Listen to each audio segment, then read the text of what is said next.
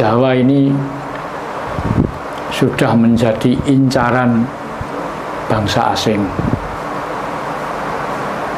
Karena orang asing mempercayai bahwa Jawa itulah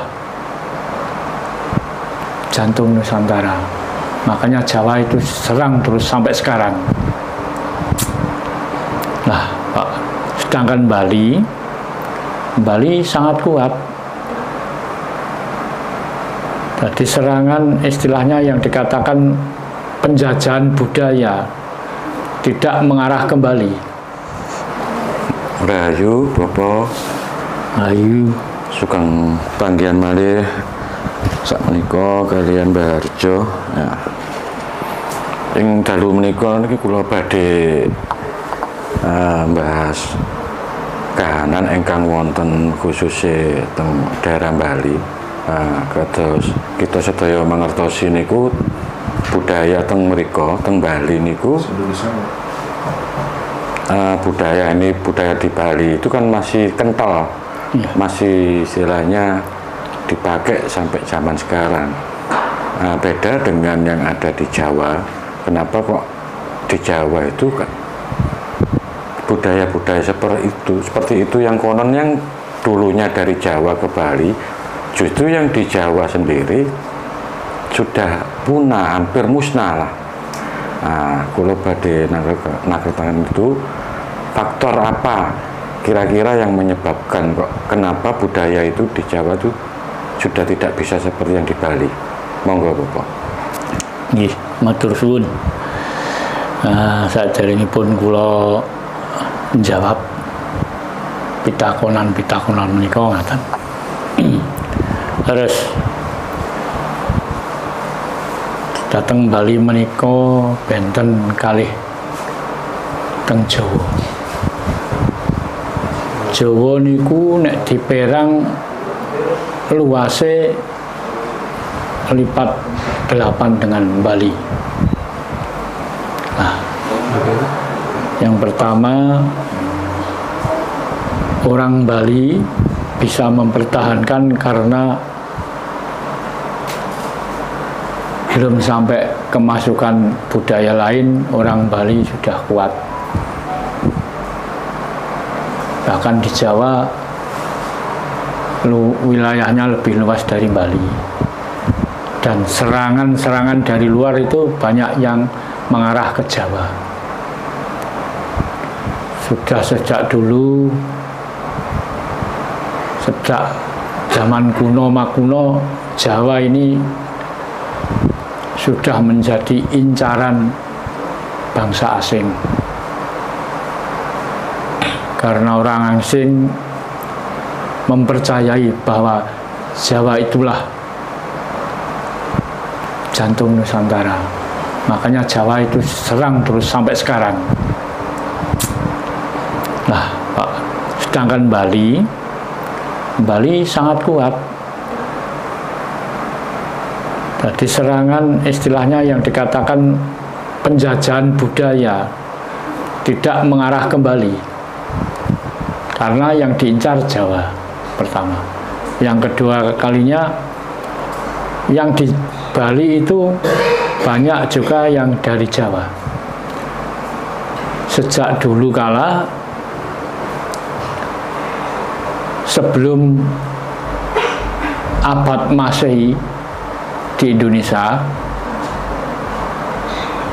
itu pengaruh dari luar yang misalnya agama itu yang datang ke Jawa kaum Dharma, dan kaum Dharma ini dengan pribumi Jawa bisa menyatu.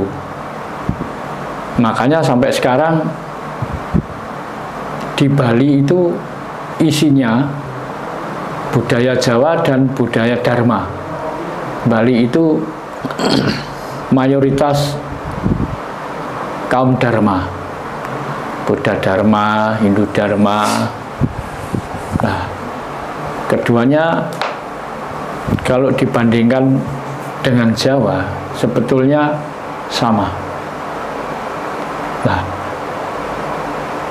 dari pengertian kaum Dharma dan penghayat kejawen itu ada kesamaan. Waktu itu nggak ada perselisihan, nggak ada gesekan apapun.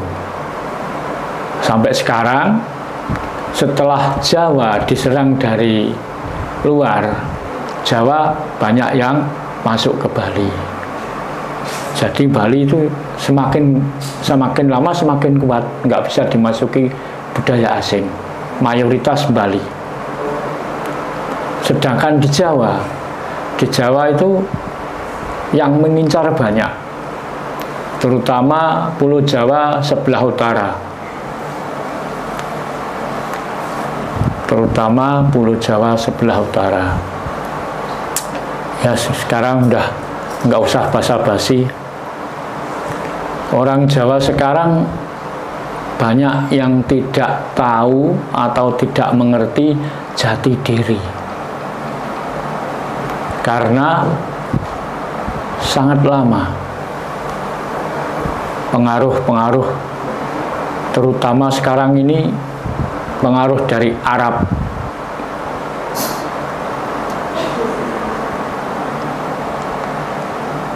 Budaya Arab luar biasa di Jawa, berkembang.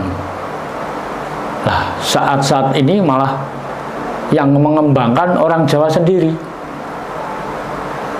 karena ratusan tahun orang Jawa itu sudah terkena pengaruh. Sejak dulu orang Jawa itu hanya mengedepankan kejujuran.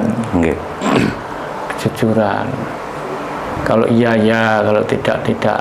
Tapi nggak tahu juga jujur itu dimanfaatkan oleh orang lain. Kita sebagai orang Jawa kehilangan satu, disiplin. Manusia kalau sudah kehilangan disiplin, jujur malah hajur. Karena nggak tahu. Apalagi sekarang generasi-generasi yang sekarang ini setelah kemerdekaan ini malah pesat, walaupun bagaimana ada unsur, ada kaitannya dengan pemerintah. Bali sekarang semakin lama semakin kuat, nggak bisa. Tapi Jawa saat ini, orang Jawa itu yang masih berpegang teguh jati diri tinggal 25%. 25%. Tinggal 25% orang Jawa. Yang 75% itu sudah dikuasai asing. Hilang Jawa nih. Hilang, kehilangan karena rata-rata orang Jawa itu hanya mengandalkan apa kata orang tua lah. Yang tua sudah kena dipengaruhi budaya asing, akhirnya generasi-generasi tua orang Jawa malah doktrin anak cucunya sendiri. Nah ini, nah, padahal sudah ratusan tahun. Makanya di Jawa ini untuk mengembalikan jati diri orang Jawa itu generasi sekarang merasa berat, keberatan, tapi bisa juga nanti bisa merasa dapat semangat, bisa merasakan antusias yang tinggi. Ini kalau ada dukungan dari pemerintah. Ini kesalahan kita sendiri. Bahkan bukan hanya orang Jawa. Atas nama bangsa kita, bangsa Indonesia. Bangsa kita Indonesia ini sama dengan yang saya katakan tadi. Tinggal 25% yang disiplin, yang mengerti, yang menetapi jati dirinya. Yang 75% ini sudah kalau dibagi positif dan negatif. 75% ini sudah negatif. Yang positif tinggal 25%. Apa itu? Sekarang bangsa kita, Indonesia umumnya, Jawa khususnya, sudah diserang satu kehilangan disiplin. Tidak peduli dengan kebenaran. Coba kalau dilihat satu bangsa kita ini, coba yang benar dikatakan bangsa yang bodoh atau bangsa yang bohong. Ayo, mari kita pikir bareng-bareng. Tapi bagi saya mengatakan ada beberapa sudut 75% ini. Ada yang bohong, ada yang bodoh, dan ada pencuri, dan ada kejahatan yang lain. Misalnya yang bodoh, bangsa kita ini secara umum sekarang SDM-nya rendah. Makanya kalau SDM-nya rendah, bagaimanapun orangnya pasti bodoh. Kalau kita bodoh terus, pasti dibodohi terus. Kalau kita nggak mau berjuang keras, selamanya bangsa yang bodoh akan dibodohi terus. Coba sekarang bangsa kita Indonesia ya, ditakut-takuti aja sudah takut. Nah, semoga aja nih pemerintahan baru, presiden baru ini semoga saja peduli dengan kita.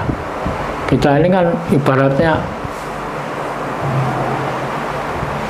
anak sendiri, tapi menjadi anak tiri di negeri sendiri. Satu, SDM itu kalau rendah, orangnya pasti bodoh. Orang bodoh itu lemah. Ditakuti sedikit, takutnya sudah setengah mati. Diomongi dikit, disanjung dikit, sudah melonjak. Lah ini tanda-tanda orang bodoh. Terus yang kedua, bohong. Bangsa kita sekarang ini banyak orang yang senang bohong. Contohnya saja, negara kita ini katanya dasarnya Pancasila, diakui dunia. Tapi yang berkembang kena apa? Bukan moral Pancasila, bukan jiwa Pancasila yang berkembang. Kita bangsa Indonesia, dasarnya pandangan hidup Pancasila. Kenapa yang berkembang agama? Mau nyalahkan siapa? Tapi kan seharusnya dalam muatan agama itu termasuk di dalamnya kan pengajaran tentang moral. Harusnya itu kan begitu tuh. Tapi benar. Pada praktek kenyataannya kan juga kenyataannya itu banyak pemuka agama, tokoh-tokoh agama justru banyak pelecehan kepada santri, kepada murid. Itu gimana? Kan bertolak belakang. Ini karena makanya gini, bangsa kalau sudah kehilangan jati diri, mau apa? Mau apa? Contoh sekarang, saya tidak nyanjung dia Jepang itu saya acungi jempol. Negaranya kecil, orangnya pinter-pinter. Karena apa? Disiplin Jepang itu. Jepang itu dasarnya apa? Shinto. Warga Jepang harus berjiwa Shinto, kepercayaan. Tapi kalau Indonesia lain. Indonesia dasarnya Pancasila.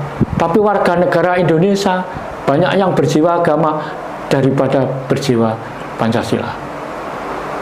Benar, Indonesia itu tidak pernah melarang agama. Tidak pernah Indonesia melarang agama. Yang benar, tapi Tidak wajib. Karena kita berketuhanan, bukan keagamaan. Ini kelemahan kita. Ini sudah waktunya, nggak usah basa-basi. Nah, apalagi kemarin saya dengar langsung itu berita Pak Presiden yang baru, Pak Prabowo ini. Bangsa kita tidak mau jadi kacung-kacung bangsa lain. Ini benar. Jadi kalau kita mau sadar, ya berbenah diri, ini nanti nyampe ke situ. Asal WNI harus berjiwa Pancasila, bermoral Pancasila. WNI nggak peduli, nggak pandang bulu itu kulitmu merah, kulitmu putih, kulitmu hitam, nggak pandang bulu. Asal WNI harus bermoral Pancasila, bukan moral agama. Saya tidak menjelekkan agama. Agama itu sebetulnya tidak layak di Indonesia, tidak cocok. Karena gini, kalau saya yang bilang agama itu budaya, Mas. Negara, bangsa sudah kehilangan budaya, berarti negara ini sudah surem, ambruk. Contohnya di tanah Jawa, nggak ada budaya Jawa ya. Sekarang isinya Arab semua. Coba toh sekarang ini, coba lihat dengan nyata di kota Tuban. Kami orang Tuban, di daerah Tuban. Berapa banyak orang Arab di Tuban? Orang Jawa berapa banyak? Loh, kan banyak orang Jawa toh. Tapi kenapa orang Jawa ikut-ikutan melakukan budaya Arab? Apa Tuhan nggak tahu kalau nggak Arab? Tahu toh. Nah, ini kelemahan kita. Sudah sejak lama ratusan tahun bangsa kita didogma. Sekarang sudah waktunya ini. Padahal pemerintah sendiri mencanangkan 2045 harus Indonesia Emas. Menuju Indonesia Emas, ya. Menuju Indonesia Emas. Padahal 2045 tinggal berapa tahun? 20 tahun, 21 tahun. Iya, 21. Nah, berarti kalau 21 tahun sekarang merdeka sudah berapa tahun bangsa kita? 79 tahun merdeka. Ditambah 21 tahun plus 100 tahun. Nah, padahal ini waktunya tinggal 20 sampai 21 tahun. Apa bisa mencapai Indonesia Emas kalau bangsa kita masih bobrok seperti ini? Coba sekarang. Kok nggak bobrok gimana? Yang disuruh jaga malah mencuri.